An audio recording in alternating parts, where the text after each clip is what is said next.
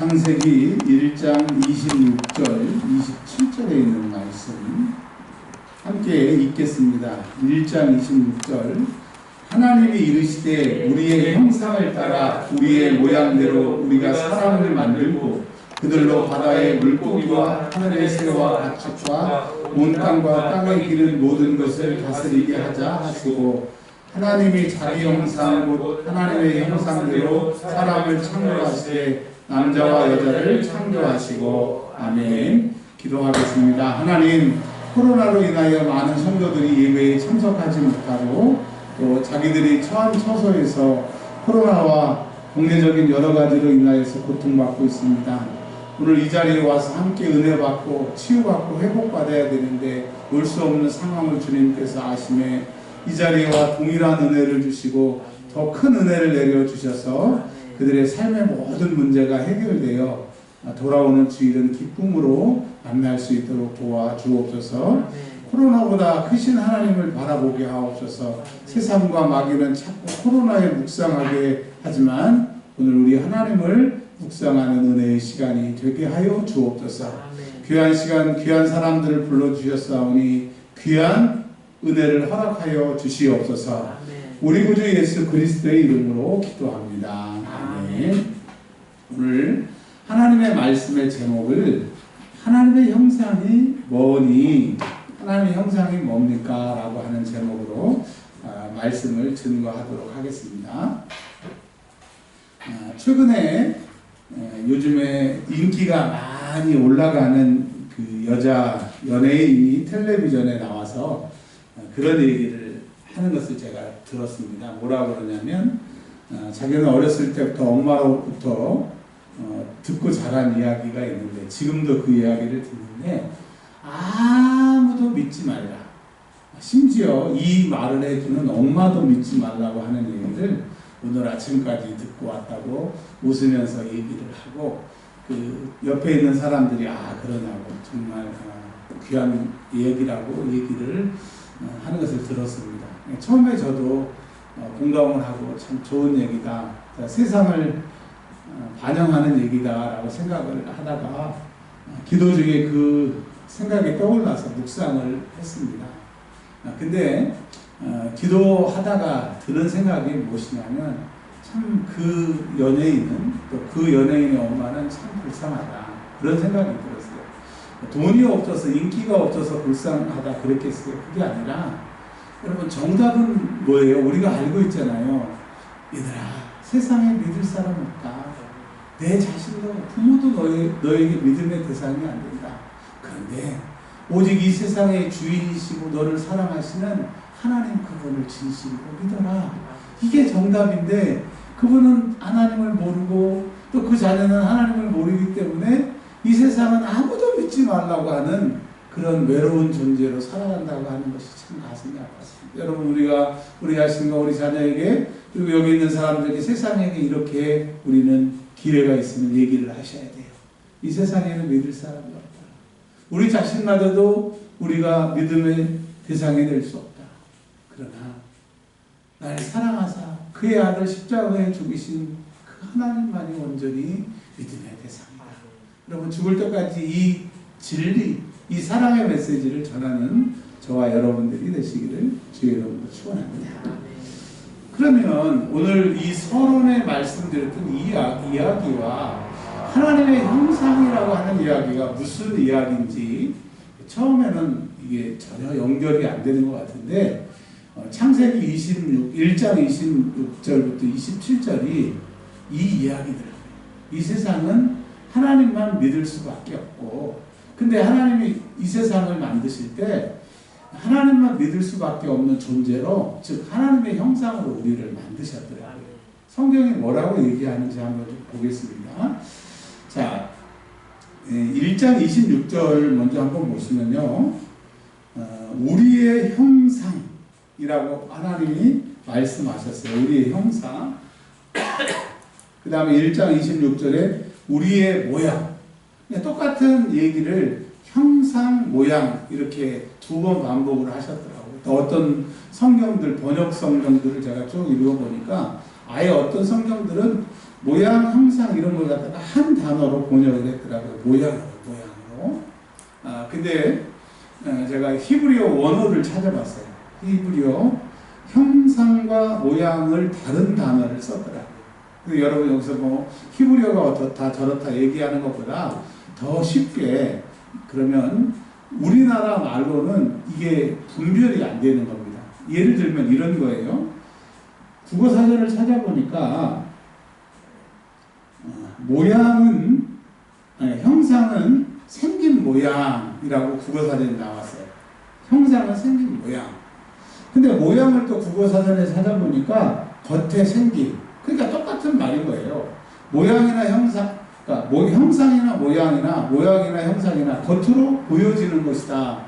그러니까 이 성경, 히브리 성경에서는 굳이 형상과 모양을 구별해서 설명해 줄 수 있는데 우리 성경에서는 그냥 겉모양이라고 해석하기 때문에 무슨 말인지를 이해하기가 어려워요. 그러면 히브리어 성경을 가지고 얘기하지 말고 더 쉬운 영어 성경은 이제 우리나라처럼 하나로 쓰지 않고 다른 뜻으로 이렇게 썼더라고요. 제가 뭐 영어 저도 잘 못하니까 그냥 이 단어만 하나 말씀드리고 설명을 좀 드릴게요.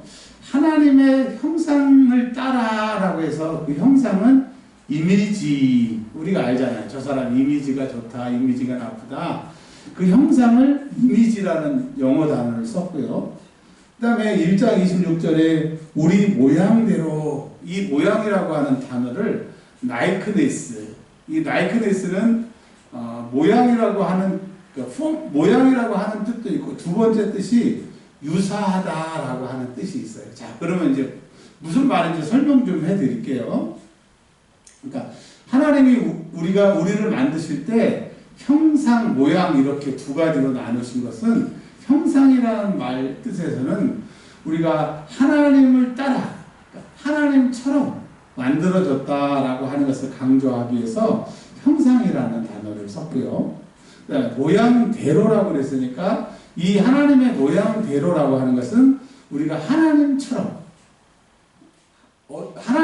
이렇게 즉 하나님의 모양대로 살고 우리는 하나님의 형상대로 만들어졌다 이런 말인 겁니다. 그러니까 우리의 존재는 형상으로 하나님의 형상으로 만들어졌고 우리가 이 세상을 살 때는 하나님의 모양대로 이 세상을 살아가야 된다고 하는 겁니다. 아셨죠? 자, 그럼 여기까지 정리를 하면 하나님이 우리를 만드실 때 하나님의 형상대로 만드셨어요. 즉 형상이라고 하는 것은 뭐냐면 아버지와 아들이 사람이고 비슷하게 닮은 것처럼 우리 존재가 인간이지만 하나님의 아들이고 다르게 말하면 신의 아들이고 하나님의 자녀라고 하는 겁니다. 그러니까 우리는 뭐 죄를 짓든 안 짓든 뭐 그런 걸 다 떠나서 하나님의 자녀, 즉 우리가 이제 죽어서 천국에 가면 신과 같은 존재가, 신은 아니지만 신과 같은 존재가 될 겁니다.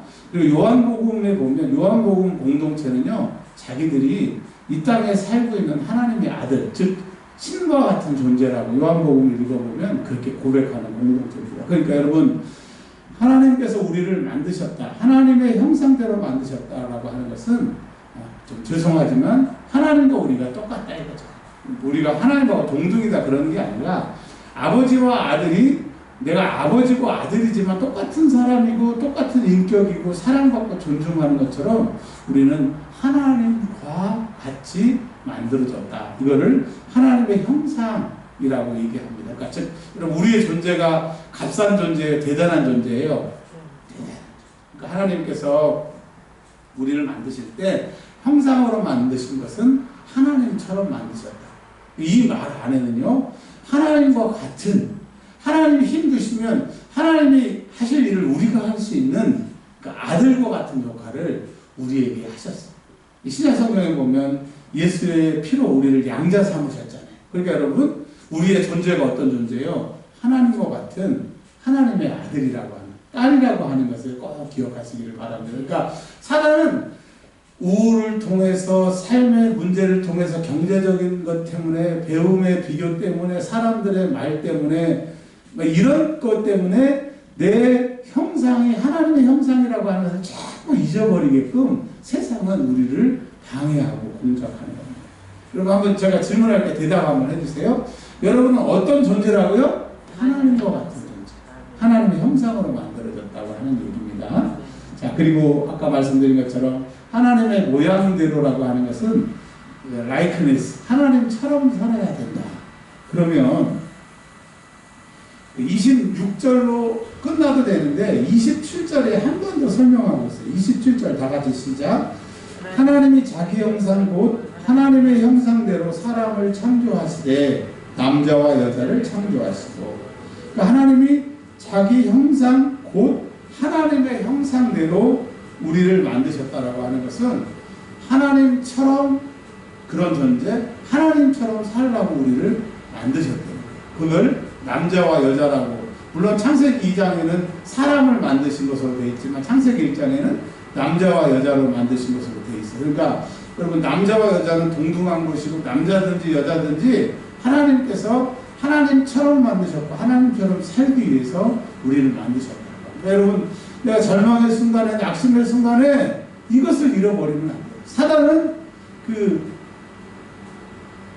한강다리에서 뛰어내리는 사람들 왜 뛰어내리느냐? 이것을 몰라서 뛰어내리는 거예요. 내가 하나님처럼 만들어졌고 하나님처럼 살려고 하는 이 의식이 없기 때문에 자기의 몸을 가볍게 던지게 된다고 합니다. 오늘 하나님의 형상대로 지음받은 것이 무엇이냐? 나는 하나님과 같은 존재이고 하나님하고 동등이다 그런 거 아니잖아요. 아버지와 아들처럼 하나님과 같은 존재이고 하나님처럼 살아야 된다라고 하는 거예요. 자, 이게 이제 첫 번째 부분이고요. 그렇다고 하면 하나님처럼 산다고 하는 것이 무엇인지를 말씀을 좀 드리겠습니다. 자, 오늘 하나님, 예수님, 성령님 이 세 분 이야기를 할 텐데요. 왜냐하면 하나님의 형상이라고 얘기했지만 우리의 형상대로 우리의 형상 모양을 따라 사람을 만들자고 그랬으니까 우리라고 하는 얘기는 하나님, 예수님, 성령 하나님을 말씀하는 거니까 그러면 하나님처럼 산다는 것, 하나님처럼 존재한다라고 하는 것, 예수님처럼 존재한다는 것, 예수님처럼 산다는 것, 성령님처럼 존재한다는 것, 성령님처럼 산다고 하는 것이 무엇인지를 말씀드릴게요. 자, 하나님은 어떠한 분이시냐면요, 이 세상을 만드셨지만 또 하나님은 우리를 이 세상에 태어나기도 전에 부르셨대요. 선택이라고 합니다. 그래서 칼빈은 이거를 예정이라고 해요. 예정. 여러분, 우리는 세상에 버려진 존재, 어쩌다가 내가 예수를 알게 되고 예수를 믿게 된 게 아니라 아예 우리는 하나님과 같은 존재로 만들어지면서 하나님이 우리를 부르시고 하나님 자녀 삼아주셔서 여러분의 신분부터가 하나님이라고 하는 겁니다. 금은방에 가서 금이나 은이나 이런 보석을, 귀금속을 팔 때 금은 금값이 있고 은은 은값이 있어요. 아무리 은이 뭐 반짝반짝 빛나고 그걸 가지고 예쁘게 뭐 작품을 만들어도 금값보다는 나갈 수가 없는 것처럼 여러분 하나님은 우리를 창세 전에 부르셨다고 하는 것을 꼭 기억하세요. 그리고 하나님은 우리를 자녀 삼아주시고 하나님은 우리의 부모입니다. 그러니까 사단은 죄라고 하는 이 죄의식을 가지고 기도 못하게 하고 기도할 때도 나는 죄인인데 이 죄의 강조점을 두는데 하나님은요 우리 아이를 키울 때 잘못했으면 그 아이가 잘못했어요 그러면 그 잘못한 것으로 반 죽입니까? 아니면 다시는 하지 말라고 타이르고 용서해 줍니까? 용서해 주잖아요. 근데 이 사단은 죄의 강조점을 둬서 하나님께 못 가게 하고 피하게 하는데 우리 하나님은 부모님이라는 거예요. 아버지라고 하는 거예요. 그러니까 어떠한 죄를 가지고 있든지 어떠한 실수를 하든지 하나님께로 돌아오기만 하면 된다는 거예요. 누가복음에 보면 잃었던 것을 찾는 이야기가 세 개가 나오잖아요. 그 중에 세 번째 비유가 집 나갔던 탕자가 돌아오지 않습니까? 근데 그 사람의 과오가 뭐예요?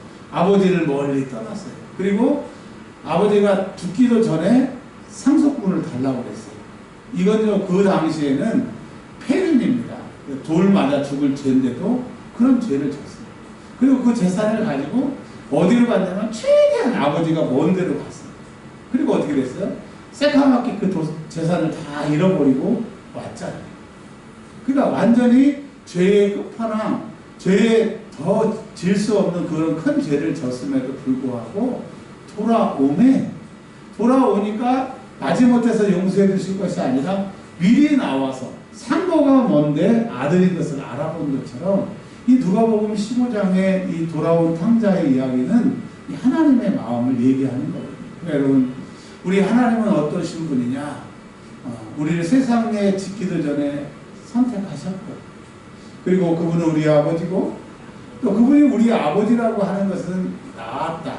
그리고 낳았으니까 기르신다고 하는 거예요. 이 세상에 보내셨으니까 기르시는 거예요. 기르신다고 하는 것은 책임지신다고 하는 거예요. 물론 우리가 생각하는 그 포인트와 하나님이 도와주시는 그 시간의 포인트가 달라질 수 있어도 여하튼 결론은 도와주신다. 그 다음에 마지막에는 뭐냐? 절대 버리지 아니하신다. 이사야서에 보면 내가 네 이름을 손바닥에 쓰려, 내가 너를 버리지 아니하고 떠나지 아니한다. 그렇게 이사야서에서 말씀하신 것처럼, 자, 하나님은 어떠신 분이냐? 나를 부르시고 나를 자녀 삼아주시고 낳으시고 기르시고 떠나지 않으시는 분이라고 하는 것입니다. 아멘. 그러면 이 하나님의 형상으로 우리가 이렇게 지음을 받았으니까 그 모양, 하나님의 모양대로 우리가 어떻게 살아야 되느냐? 첫 번째로는요, 절대로 하나님이 나를 택했을까? 나를 사랑했을까? 하나님이 내 기도를 들어주실까? 의심하지 마. 야고보서에 의심하고 기도하는 사람은 이 바닷물에 파도가 이렇게 꿀렁꿀렁 하듯이 요동하는 것 같다고, 결실을 믿지 못한다고 얘기를 합니다. 여러분, 절대로 상황이, 생각이, 그 누가 뭐라고 해도 나는 하나님의 이 자녀라고 하는 것을 절대 놓치지 않는, 이 하나님의 형상을 붙잡는 저와 여러분들이 되시기를 바랍니다.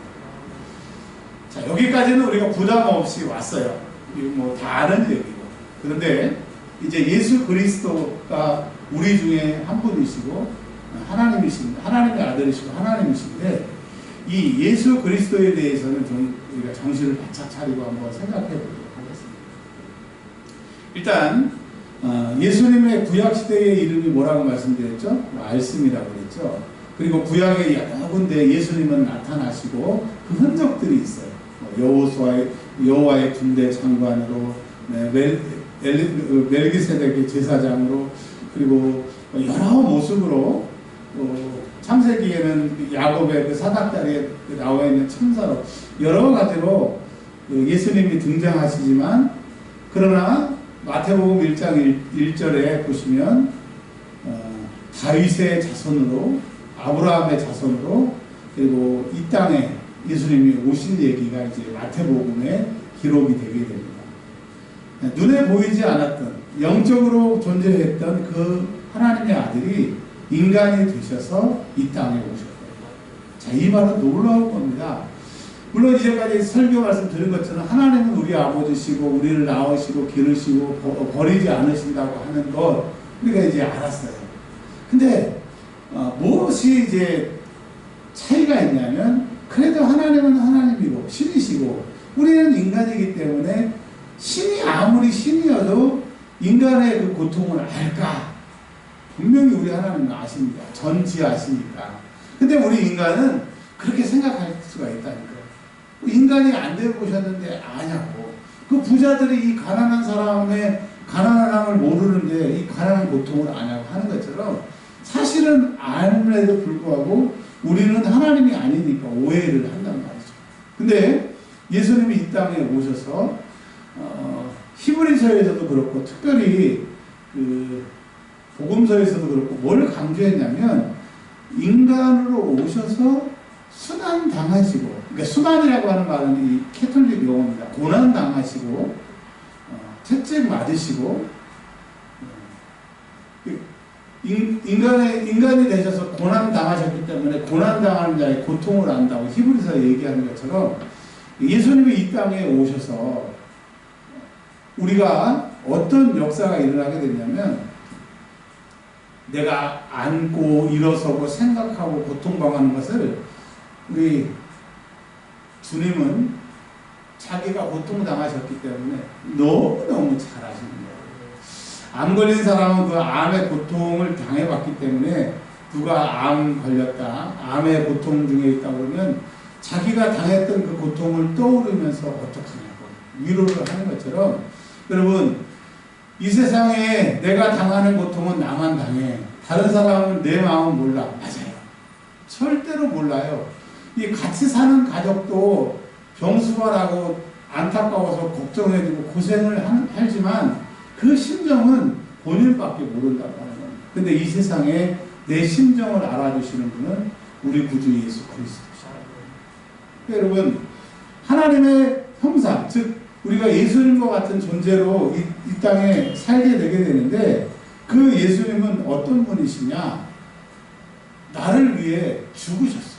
그냥 내가 너 죽는다 생각내지도 않고, 나중에 부활하신 다음에 내가 이렇게 죽었으니까 잘 믿어라, 뭐 대가를 요구하지도 않으시고 일방적으로 나를 위해서 죽으셨다라고 해요.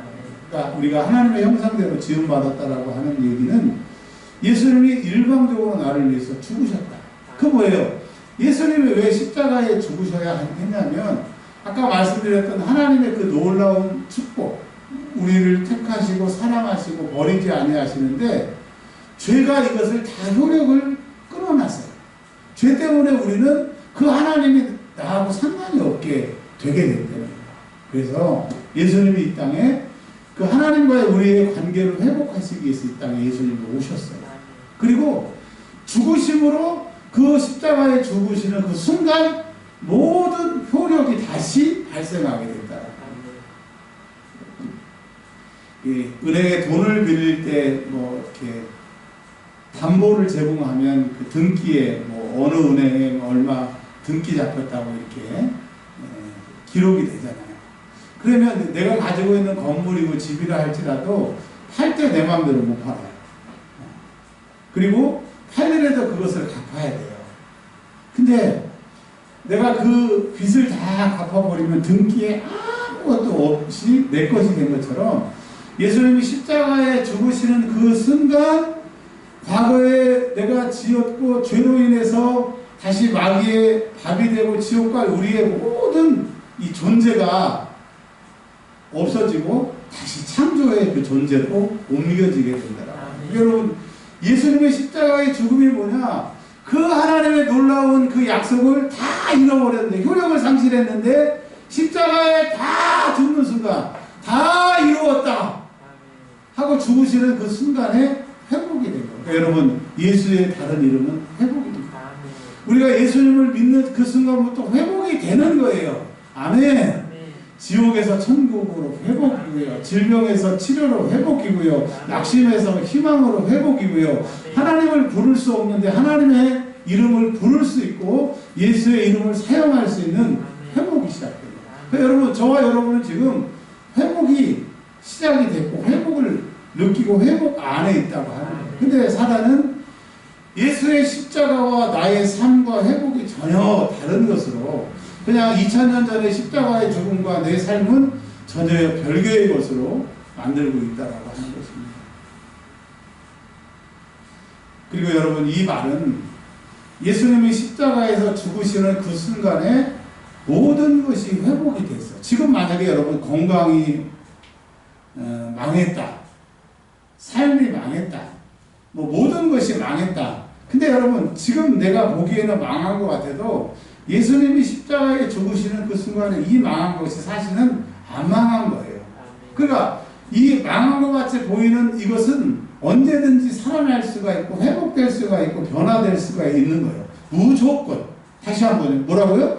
무조건. 예수 십자가를 통해서 우리의 모든 저주는 무조건 떠나가고요. 예수 십자가를 통해서 무조건 회복이 주어졌어요. 주어졌어요. 근데 내 현실의 삶이 그것이 나타나지 않을 때 어떻게 해야 될까? 이미 예수님이 답을 주셨어요. 하나만 더 얘기하고 우리 성령님 얘기하고, 그럼 예수님, 하나님, 예수님, 성령님 이 전체적으로 아우러서 오늘 말씀 결론을 지려고 해요. 예수님께서 십자가에 죽으시면서 뭐라고 얘기를 하셨냐 하면, 나는 내가 죽는 것은 분명히 예수님께서 내가 왜 죽느냐고 하는 그 정체성을 밝히셨어요. 이 세상 모든 사람의 죄를 위해서 죽으셨다고 성경에는 그랬을까요? 많은 사람의 죄를 위해서 죽었다고 얘기했을까요? 성경에 보면요, 깜짝 놀랄 것이, 우리는 세상에 있는 모든 사람들을 위해서 예수님이 죽으셨다고 생각을 하는데, 성경의 구절은 하나님의 백성들, 그리고 많은 사람들은 모든 사람들이 아니잖아요. 그러니까 거기에 제외된 사람들이 있음을 알 수가 있다라고. 그러니까 여기에 제외된 사람들이 어떤 사람들이냐? 복음을 거부하는 사람들, 복음을 듣기를 싫어하는 사람들, 아예 만들어질 때부터 복음하고 상관이 없는 사람들은 예수의 십자가가 아무리 넘쳐도, 막 물이 넘침같이 온 세상을 덮어도 그들에게는 효력이 없고 상관이 없는 거예요. 근데 반대로 예수를 믿는 이제 우리가 예수 믿는 존재, 예수 믿는 그 신분이 되는 사람들은 무조건 어떠한 것 예외 없이 우리를 위해서 죽으셨기 때문에 회복이 되는. 그래서 하나님 우리를 무조건 사랑하시고 예수님의 십자가의 죽음은 우리를 무조건 회복시키시는 존재가 되게 하셨다고 하는 것을 꼭 기억하시기 바랍니다. 아멘. 자, 이제 마지막으로 우리 성령 하나님에 대해서 말씀을 드리겠습니다. 옛날에 그 대학원 졸업할 때 논문을 쓰려고 했을 때 제가 성령님에 대해서 졸업 논문을 쓰려고 했습니다. 근데 자료가 너무 없어요. 뭐, 한 10책 전 기독교 서적을 찾아가도 한 10개, 뭐 이런 것밖에 없어요. 그것도 다 번역서. 일단 논문은 자료가 부족하면 안 되잖아요. 특별히 저처럼 문과는. 그래서 그 논문 주제를 포기한 적이 있습니다.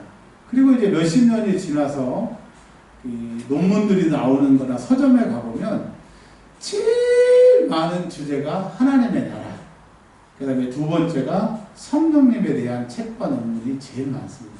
자, 그런데 제가 이렇게 길게 말씀을 드렸지만 성령님에 대해서 말씀을 좀 해보세요. 성령님에 대해서 설명을 해보세요. 그러면 몇 마디 하다가 말아버려요. 그러니까 우리가 성령이 어떤 분이시고 성령이 지금 우리에게 어떻게 역사하는지를 잘 모르고 있다라고 하는 얘기죠. 자, 그러면 이 시간을 통해서 성령 하나님에 대해서 우리가 한번 좀 살펴보도록 하겠습니다. 성령 하나님에 대한 얘기는요, 요한복음 16장에 아예 그냥 딱 성령님에 대해서 나와 있어요.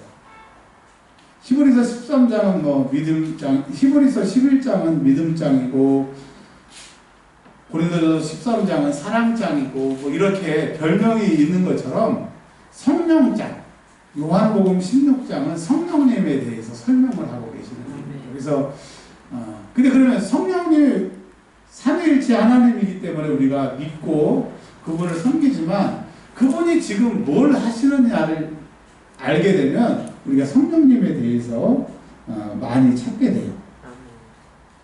자, 이제 16장 성령님이 궁금하시면 요한복음 16장을 이제 보시면 되는데요. 요한복음 16장 1절에 예수님이 이렇게 얘기를 하셨습니다. 내가 이것을 너희에게 이름은 너희로 실족하지 않게 하려 함이니. 실족이라고 하는 것은 한자죠. 헛디는 거예요, 발을. 헛디디면 어떻게 돼요? 떨어지거나 헛디디면 발을 삐는 것처럼, 그러니까 정상적으로 가야 되는데 발이 잘못 접질리게 되면 떨어지든지 발을 삐는 것처럼 실족하면 안 되는 거예요. 그래서 우리가 이 세상을 살 때 하나님은 우리를 하나님의 자녀로 만드시고 예수님이 십자가에 죽으심으로 모든 효력이 우리에게 지금 뭐 죽으신 그 순간부터 효과가 있는데, 현실의 삶은 우리가 실족해서, 이 현실은 하나님의 능력과 예수님의 능력이 나타나지 않는 거예요. 그래서 이 현실을 위해서 우리 성령님을 보내셨는데, 일단 예수님이 실족하지 않기 위해서 이 말씀을 하신다고 했습니다. 여러분, 우리가 세상을 실족하게 되는 것은 성령님이 누구인지, 성령님께 어떻게 기도해야 되는지, 성령님과 어떻게 동행해야 되는지를 말씀해 주고 계세요. 16장 7절 한번 읽어보세요. 다 같이 시작. 그러나 내가 너희에게 실상을 말하노니 내가 떠나가는 것이 너희에게 유익이다. 잠깐만요. 실상이라고 하는 건 뭐예요? 진짜를 말한대요. 뭐라고 그랬냐면, 예수님이 이 땅에 계속 계시면 좋은데 이 땅에 안 계시고 부활 승천하신대요. 왜 부활 승천하시느냐? 너희한테 더 좋게 하기 위해서 예수님이 승천하신대요. 그리고 다시 재림하신대요. 그러니까 여러분, 지금은 하나님이 온 세상에 계시고 예수님도 온 세상에 계시고 지금 하나님 보좌 우편에 앉아 계시지만, 그러나 이 성삼위 하나님 중에서 우리 예수님을 대신해서 지금 이 세상에서 가장 효력적으로 일하시는 분이 성령님이시라고 하는 거예요. 근데 우리는 하나님과 예수님을 찾지만, 가끔 성령님을 찾지만 왜 성령님을 찾아야 되는지를 모를 때가 있는데, 예수님이 십자가에 죽으시고 부활 승천하시고 하늘나라 가시는 게 더 낫대요. 왜? 누구를 보내시느냐? 보혜사는 성령님입니다. 보혜사라고 하는 이 말을 한국말로 번역하면 변호사, 파라클로토스. 그러니까 내가 무슨 일이 있을 때 세상의 변호, 하나님께 변호, 예수님께 변호, 천사한테 변호해서 내 잘못을 어떻게든지 줄이려고. 변호사를 사는 것과 안 사는 것과 형량이 다르잖아요. 그래서 이 성령님의 역할은 우리의 변호를 위해서 계시다고 하는데, 예수님이 가시고 보혜사가 계시는 게 더 좋대요. 자, 나머지 읽어볼게요. 내가 시작. 내가 떠나가는 것이 보혜사가 너희에게로 오시지 아니할 것이요. 가면 내가 그를 잃어버리니. 자, 예수님이 부활 승천하셨으니까 약속대로 지금 보혜사가 계세요. 그러면 보혜사는 어디 계시냐 하면, 물론 하나님은 온 우주에 다 편만하신데 우리 생각에는 그냥 하나님 보좌에 앉아 계시는 것 같아서 기도할 때도 손 들고 하늘 보좌를 바라보고 하나님, 우리의 그 유한한 생각이죠. 근데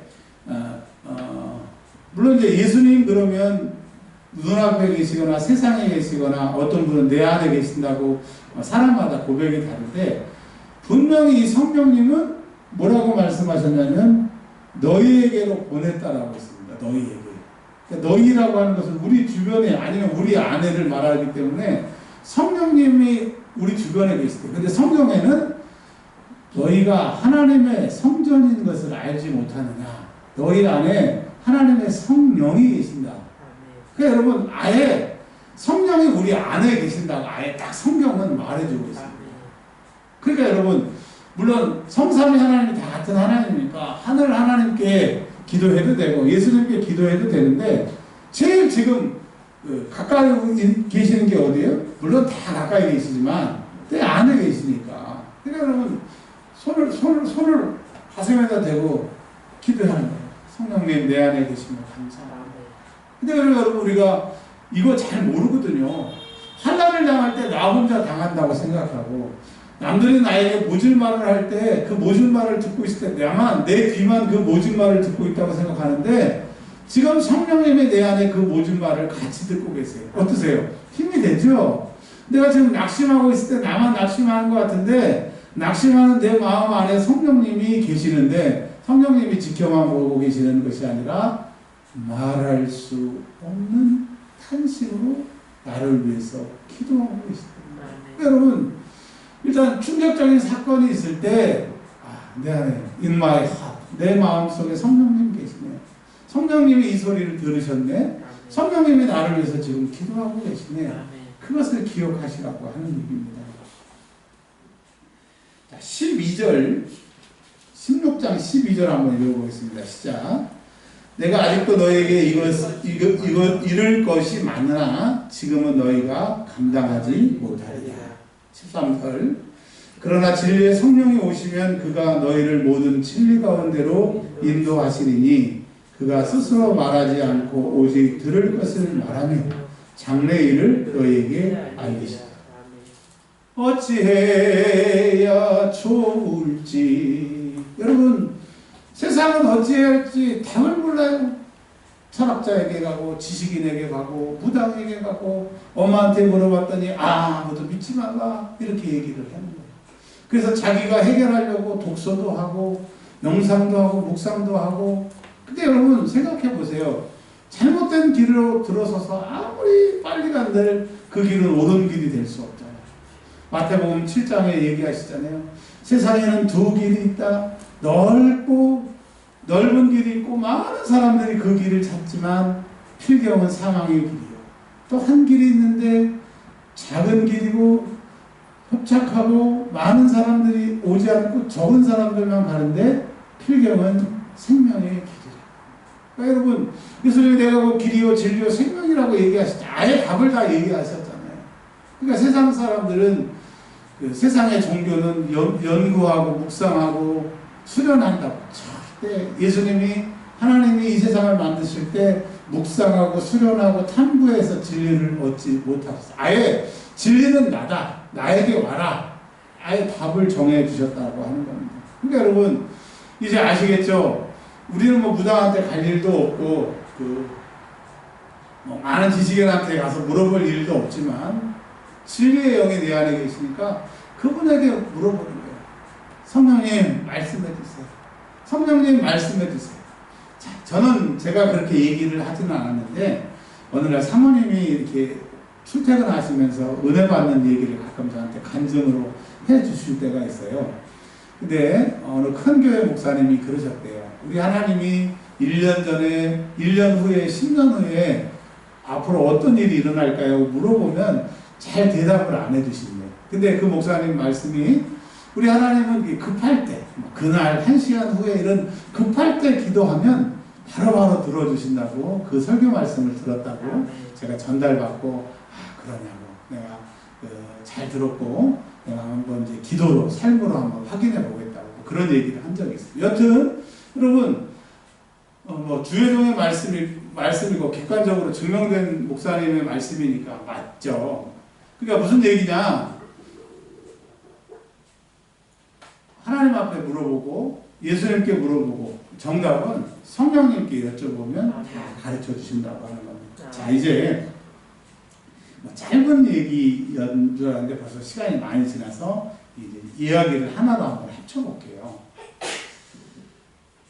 그런 얘기를 한 적이 있어요. 자기는 교회를 50년을 다녔는데 한 설교도 처음부터 끝까지 기억이 안 나고 아니면 뭐 한 10%도 기억이 안 난다. 무슨 예화 하나라던가 어떤 뭐 메시지 잠깐 한 토막 정도는 생각이 나는데 정말 설교를 열심히 적고 설교를 듣는데 그건 뭐 50년 가까이 예수를 믿는데 자기는 설교가 기억에 남지 않는다라고 해서 그런 주제를 가지고 저희가 한번 얘기를 좀 나눈 적이 있어요.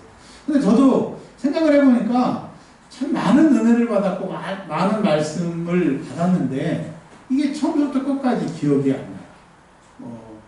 어떨 때는 어떤 목사님의 설교 제목도 기억이 안 나고 또 저도 마찬가지로 설교를 했는데 뭐 화요일쯤 돼도 주일날 설교했는 제목이 뭐지? 이렇게 생각이 안 날 때가 있어요. 자, 이런 여러 가지 고민을 하면서 느끼는 것이 있어요. 뭘 느꼈냐면 하나님은 설교를 통해서 그 설교 내용 전체가 옳다. 설교 내용이 진리다. 그런 것이 아니고 하나님은 전지하시고 전능하시기 때문에 부족한 것일지라도 그 사람에게 필요할 때 그 말로 깨닫게 하시든지 그 말과 다르게 그 사람이 설교 듣는 순간에 그 사람에게 주신 레마의 말씀으로 깨닫게 하듯이 하나님은 살아계시다고 하는 것을 느꼈어요. 그래서 뭐 목사의 설교를 다 기억하고 내용이 중요하다 그것이 아니라 그것을 통해서 일하시는 하나님, 부족하지만 역사하시는 하나님, 거기에 포인트가 있다라고 하는 겁니다. 자, 그러면 여러분 우리가 하나님의 형상으로 지음받았다라고 하는 얘기, 저 중고등학교 때 나는 하나님 형상 따라 지음받은 몸이니. 정말 이 찬양 많이 불렀어요. 근데 이 말씀을 오늘 이제 묵상하면서 이거구나. 하나님의 형상을 따라라고 하는 말은 내가 하나님의 자녀고 하나님과 같은 모든 능력과 복을 가지고 있다라고 하는 존재가 무엇인지, 그리고 하나님의 모양대로라고 하는 것은 하나님처럼 하나님이 원하신 대로 살라고 하는 겁니다. 그러면 어떻게 살 것이냐?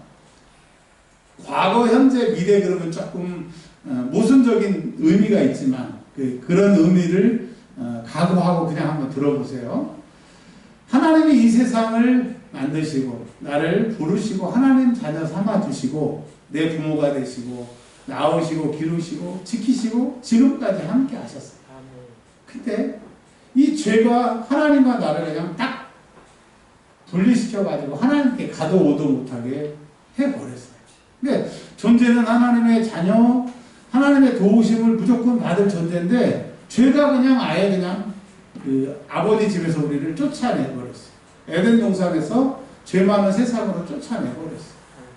그래서 인간들은 울고 불고 해도 안 되는 거예요. 수간에서 울어도 애써도 힘써도 안 되고 오직 나의 신으로 된다고 했으니까 하나님의 영이신 그 성령님께서 또 하나님의 아들이신 예수님께서 이 땅에 오셔야 돼요. 그래서 예수님이 이 땅에 오셨습니다. 그게 제가 과거, 현재, 미래는 조금 틀린 부분이 있지만 그냥 한번 들어보시라고 했잖아요. 예수님이 십자가에 죽으시는 그 사건이 예수님의 현재, 나의 현재가 된다고 하는 것을 믿으세요. 그게 무슨 말이냐? 예수님이 2000년 전에 죽으셨고 난 태어나지도 않았지만 예수님이 그 시간에 죽으셨잖아요. 근데 그 죽으심이 지금 나의 현재라니까. 십자가에 죽으시는 그 순간에 하나님과의 관계의 회복, 그리고 죄는 나하고 상관이 없게 되고 모든 망했던 것은 이제 그 회복이 예수님 십자가에 있다라고 하는 거예요. 여러분, 예수님 십자가가 얼마나 대단해요. 그리고 그 예수의 십자가가 내 삶의 현실이 됐으니까 지금부터 그 능력이 나타나는 거예요. 자, 마지막으로 성령님은 예수님 대신에 이 땅에 오시고 우리와 지금 함께 하시고 내 안에 계셨는데 이 성령님의 역할이 뭐예요? 다 설명을 안 드렸지만 16장 33절에 이것을 너희에게 이르는 것은 너희로 내 안에서 평안을 누리게 하려 함이라. 세상에서 너희가 환난을 당하나 담대하라. 내가 세상을 이기었노라. 그러니까 성령님이 내 안에서 물어보면 진리의 영이시고 가르쳐 주시고 또 내 안에 계신 성령님은 우리가 세상에서 환난을 당하지만 어떻게 해요? 세상을 이기게 하신다. 그러니까 과거에 하나님의 사랑 그리고 예수님이 그걸 회복시키셨고 십자가에 죽은 순간 그 효력이 시작이 되어서 내 안에 무슨 일이 생기면 물어보라 이거예요. 누구한테? 성령님께. 그리고 그 문제는 세상을 이기신 분께서 우리를 이기게 하시기 때문에 어때요? 우리는 정말 하나님의 형상대로 하나님과 자녀, 하나님처럼 만들어진 존재구나. 그럼 우리가 이 세상을 어떻게 살아야 될 것이냐? 간단하죠. 성령님께 물어보고 성령님께 기도하고 성령님의 그 힘으로 살면 세상을 이겨버리는 거예요. 십자가 그 순간에서 이미 이겼으니까. 그래서 우리의 싸움은 이미 이긴 싸움이라고 사도 바울이 고백을 하잖아요. 여러분, 저도 잘 몰랐어요. 퍼즐처럼 일부만 알았어요. 근데 말씀을 묵상하고 설교 말씀을 준비하면서 나는 아예 존재 자체가, 우리는 아예 존재 자체가 이렇게 다르고 그 다음에 예수님 십자가에 죽으시는 그 순간에 이미 다 끝났구나. 그러면 이 실전의 문제에서는 어떻게 해야 될 거냐? 물어보고 구해서 그 물어보고 구하는 그것으로 인해서 다 이긴다고 하는 거예요. 여러분, 이제 오늘부터 세상에 나갈 텐데요. 어때? 이겨요? 져요? 우리는 무조건 이깁니다. 물어보고 기도하는 그분이 세상을 이기게 하시니까. 다시 한번 여러분, 우리는 이겨요? 져요? 이겨요. 어떻게 이겨요? 물어보고 기도하면 그분이 무조건 이기게 하신다고 하는 거예요. 그러니까 여러분, 우리는 아예 존재 자체가 하나님의 형상대로 하나님처럼 만들어졌다고 하는 이것을 꼭 기억하시고, 그래서 하나님처럼 살 수 있는 방법이 내 안에 계신 성령님께 물어보고 그 힘을 사용하세요. 이미 그 효과는 십자가에서 시작이 됐다라고 하는 것입니다.